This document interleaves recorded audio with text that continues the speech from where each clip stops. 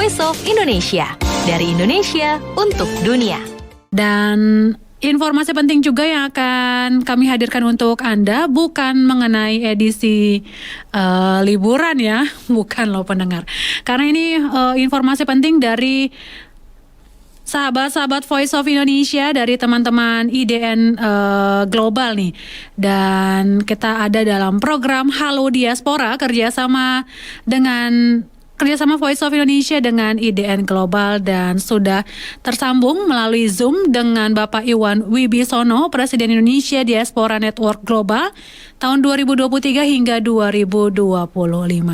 Sebelum menyapa Pak Iwan, saya mau menyampaikan selamat nih untuk Pak Iwan atas terpilihnya sebagai Presiden Indonesia Diaspora Network Global nih. Selamat buat Pak Iwan ya. Lalu kita sapa saja ya. Halo Pak Iwan, apa kabar? Halo Ibu, apa kabar? Sehat, Pak Iwan sehat hari ini Pak? Alhamdulillah sehat-sehat. Alhamdulillah. Cuaca Melbourne yang lumayan dingin. Pak Iwan di mana Pak? Ada di kota Melbourne. Oh, Ibu, jadi sudah langsung balik ya selesai kongres ya? Oh tidak, saya kira-kira beberapa hari setelah kongres saya balik. Oke, jadi sempat pulang kampung dulu kali Pak Iwan ya? Tidak sempat Ibu. Oh, nggak sempat karena ya? ada agenda. Setelah kongres ada beberapa agenda yang harus saya jalankan. Oke, jadi minimal sudah coba-coba kuliner Indonesia lah ya, walaupun cuma berapa hari pasti. ya. Iya, Pak Iwan terpilih menjadi Presiden Indonesia Diaspora Network Global 2023 hingga 2025 nih. Apa visi Pak Iwan nih untuk masa depan IDN Global ini? Yang pasti kita ingin semakin menggairahkan gerakan-gerakan diaspora, baik untuk yang ke tanah air dan juga untuk diaspora sendiri di negara di mana mereka tinggal. Jadi keberadaan diaspora itu sangat penting untuk kemarin kita kan mengambil tema tentang national branding pada waktu kongres kemarin. Jadi sangat penting itu posisi diaspora di dalam membangun branding Indonesia di luar negeri. Oke, jadi visinya untuk gerakan diaspora ke tanah air dan juga untuk diaspora sendiri. Secara konkret untuk gerakan diaspora ke tanah air ini seperti apa Pak? Oh, ada beberapa Ibu. Mungkin yang perlu saya sampaikan di sini adalah gerakan diaspora membangun desa. Kami punya program itu di mana dalam program tersebut, para diaspora itu setiap chapter akan memilih salah satu desa untuk dijadikan sebagai mitra atau teman seperjuangan. Di mana salah satu yang kita tuju yaitu melakukan digitalisasi di administrasi desanya. Apabila masih belum. Salah satu program yang akan kita ajukan yaitu salah satu yang dibangun oleh seorang diaspora yang tinggal sekota dengan saya, Pak Edi Ridwan, yang mempunyai program untuk administrasi desanya dengan nama Open SID. Open SID itu sudah berjalan lumayan lama, sekarang sudah dipakai lebih dari 7.000 desa di Indonesia, dengan dikerjakan bersama-sama atau digawangi bersama-sama ada 4.500 komunitas pemakai yang saling mensupport satu sama lainnya, terutama untuk yang baru install. Dan setelah itu kita akan melakukan program-program sesuai dengan kebutuhan desa untuk kemajuan desa. Jadi akan ada ya, ini bukan ada tapi sudah berlangsung sudah berjalan nih untuk gerakan membangun desa nih Pak ya. Untuk tahun ini ada targetnya Pak, berapa desa yang akan dituju? Kalau dari segi angka sih kita nggak ada target. Yang penting ini bahwa itu jangan sampai hanya berhenti di slogan gitu loh. Jangan sampai berhenti di website atau di pemberitaan, tapi harus ada langkah nyata. Nah, itu yang paling penting Ibu. Kenapa langkah nyata? Karena memang instalasi OpenSID itu harus wajib dijalankan. Apabila tidak dijalankan oleh pemerintahan desa tersebut, maka akan sangat susah untuk ke program-program selanjutnya. Karena itu istilahnya itu standar kita untuk bisa kerjasama apa enggak dengan administrasi desanya, dengan pemerintahan desanya, begitu kira-kira Ibu. Oke, itu kan tadi salah satu contoh ya konkret ya untuk kegiatan kerja dari IDN Global ke depannya. Lalu itu untuk gerakan diaspora ke tanah air. Lalu untuk gerakan diaspora sendiri, untuk sesama diaspora kegiatannya seperti apa Pak? Langkah konkretnya? Macam-macam Ibu. Untuk antar diaspora sendiri, selain dalam lingkup antar diaspora saling membantu dan mensupport, salah satunya kepada diaspora pekerja migran Indonesia, di mana kita setiap bulannya itu sekali paling tidak itu saling berkomunikasi antar teman-teman diaspora pekerja migran Indonesia. Ada yang dari beberapa negara, dari Malaysia, Singapura, dari negara-negara Timur Tengah, terutama Oman, Kuwait itu yang aktif, dan juga Taiwan dan Hong Kong. Programnya sebenarnya sederhana, belajar bahasa Inggris gitu, yang disampaikan oleh teman-teman dari Indonesia atau yang ada di luar Indonesia. Selain itu juga pengembangan skill-skill lainnya, tapi dari situ ada sebagai sarana hiburan ternyata bagi para pekerja migran diaspora pekerja migran Indonesia, karena dari situ mereka akhirnya bisa sharing cerita, bisa kalau ada masalah bisa saling mensupport, bahkan ada teman-teman diaspora, ada contohnya di Hong Kong, Taiwan, dan di Oman dan Kuwait, saya kira itu yang bisa memberikan bantuan advokasi bila ada masalah, begitu Ibu. Jadi bentuknya tuh saling support, saling dukung begitu Pak ya, dan juga bisa melepas kangen juga ya kalau ketemu teman-teman diaspora lainnya begitu ya. Betul, dan kita mendorong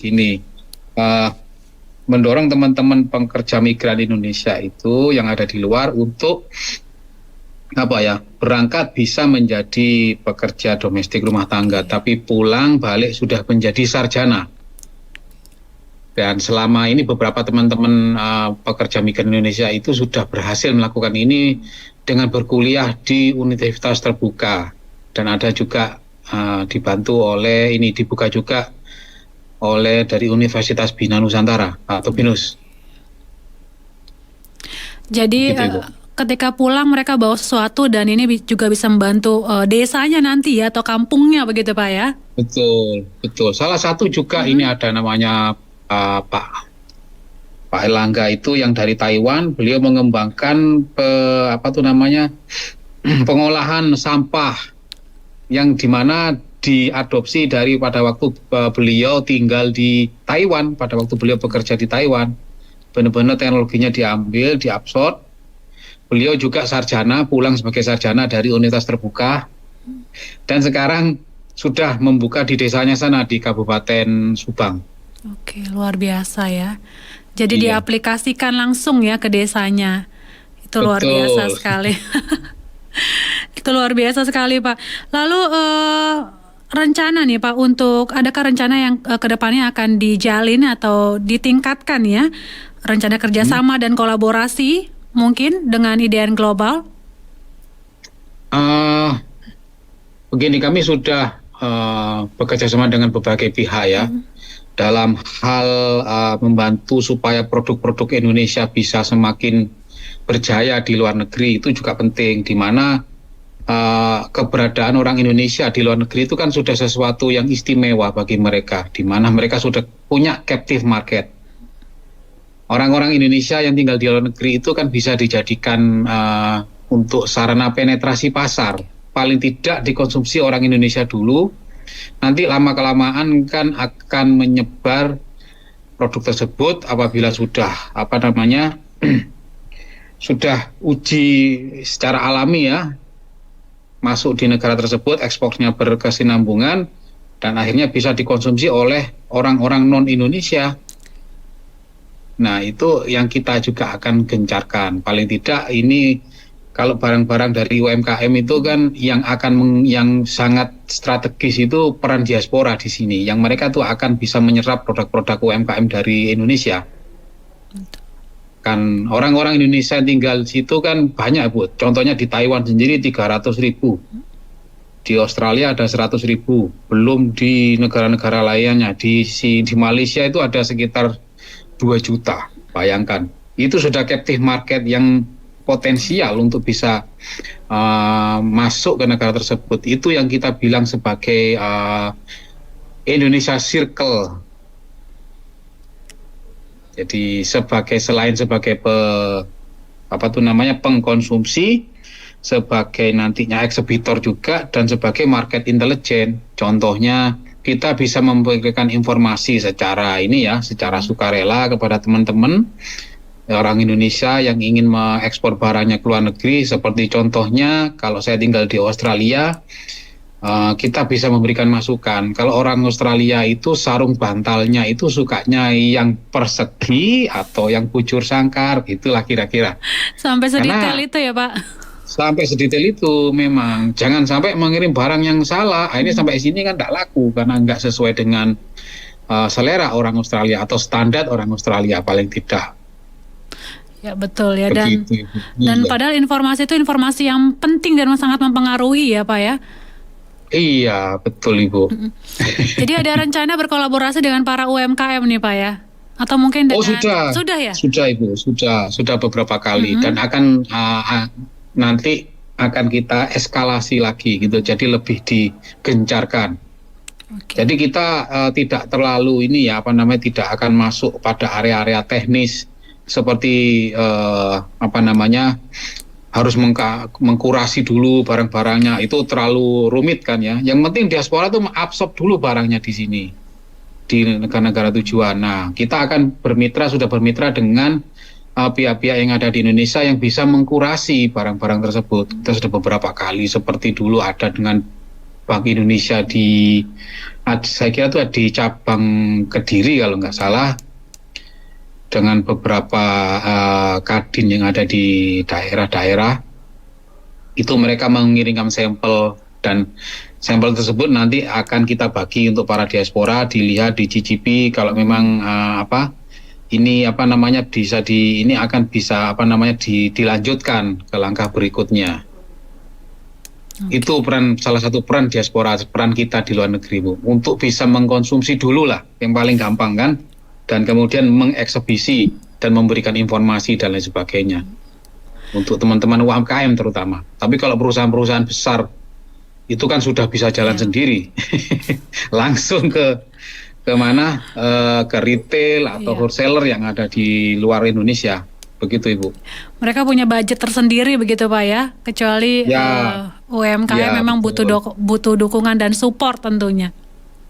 Siap. Yang berdasarkan community base gitulah kira-kira Ibu ya. Betul. Itu kan ngobrolin soal UMKM. Berarti kalau pariwisata juga bisa di-endorse ya sama diaspora ya Pak ya? Oh tentu. Dalam hal ini ya, dalam promosi budaya terutama kan, kalau diaspora itu perannya di luar negeri sudah nggak usah dilakukan lagi dah. Kita itu tanpa ada yang nyuruh, tanpa ada yang secara sukarela, itu mempromosikan budaya Indonesia secara berkala dan secara reguler, paling tidak setahun sekali, 2 kali gitu. Mereka mempromosikan budaya-budaya Indonesia di festival-festival lokal di sini.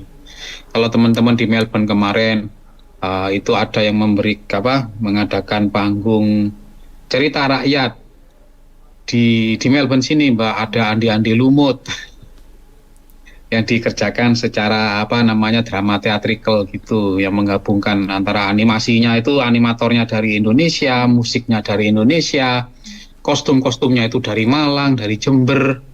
Nah itu kan kita membantu industri rumah tangga yang ada di wilayah tersebut untuk dipromosikan di sini. Kemarin beberapa yang nanya, kan gitu ada ada karakter Yuyu Kangkang. Nah itu kostumnya kita datangkan dari Malang. Beberapa orang Australia nanya, itu kostumnya kok keren banget ya. Datangnya belinya di mana? Saya kira dari Indonesia. Wah, itu kan potensi pasar karena orang sini itu suka dengan kostum karena sering setiap tahun tuh ada 4-5 kali ada festival cosplay istilahnya. Pamer-pamer kostum, karakter-karakter yang ada di apa namanya? Karakter-karakter yang sudah terkenal terutama yang dari Jepang. Oke. Gitu, Ibu. Iya. Jadi ada potensi ekonomi juga ternyata di situ, Pak ya. Betul, betul Ibu. Luar biasa sekali. Lalu bagaimana nih Bapak melihat untuk kedepannya nih, apa tantangan terbesar sih yang akan dihadapi oleh IDN Global saat ini dan gimana nih cara mengatasinya? Iya, tantangan ke depan sih untuk membawa branding Indonesia ya. Kita akan menyesuaikan dan menyelaraskan dengan program-program yang di tanah air. Yang kita catat yaitu pertama tentang Ibu Kota Nusantara. Kemudian tentang Indonesia Goal maju tahun 2045. Nah, itu yang teman-teman diaspora sudah sepakat untuk sama-sama digawangi. Khusus tentang Nusantara, Ibu Kota Nusantara ya dimanapun kan itu orang pro kontra itu biasa Mbak ya kan di negara demokrasi. Sama pun di lingkungan diaspora pun begitu. Ada yang setuju, ada yang tidak setuju dan lain sebagainya. Tapi kan ini sudah menjadi konsensus nasional, sudah masuk di undang-undang. Jadi sesuatu yang harus dikerjakan bersama-sama, enggak hanya pemerintah, enggak hanya menjadi tanggung jawab pemerintah, tapi seluruh elemen bangsa, termasuk kami diaspora. Pertama, yang paling nyata, sekarang yang menjadi ketua Badan Otorita Ibu Kota Ibu Kota Negara Baru IKN itu kan, itu adalah seorang diaspora dari Filipina, Pak Bambang Susantono. Satu, kemudian ada salah satu desain yang memenangkan dari arsitek ini desain yang memenangkan untuk Istana Wakil Presiden dari seorang arsitek diaspora yang tinggal di Belanda, Ibu Daliana, dan masih banyak lagi. Nah, terutama itu menjadi berita internasional ya.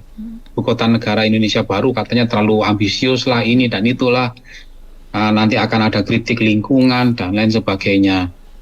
Nah, salah satu juga kalau teman-teman yang di Eropa itu banyak kritik ini masalah lingkungan, tapi mengarahnya itu sebenarnya kepada bahan-bahan baku mineral yang saat ini Indonesia sudah melakukan hilirisasi, tidak mengekspor barang-barang mentah, tapi harus paling tidak setengah jadi smelternya di Indonesia dan lain sebagainya, membuat orang negara-negara Eropa itu tidak happy.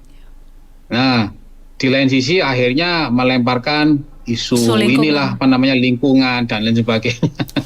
Nah, itu teman-teman diaspora itu punya andil sebenarnya untuk menetralisir dan apa namanya ya, paling tidak dari sisi antar masyarakat gitulah, current affair-nya. Begitu kira-kira, Ibu. Oke, jadi memang banyak tantangan tapi juga tentunya pasti ada solusi-solusi yang bisa dikonkretkan begitu Pak ya untuk menghadapi tantangan ke depannya nih. Ada IKN dan juga Indonesia Maju 2045 ya Pak ya.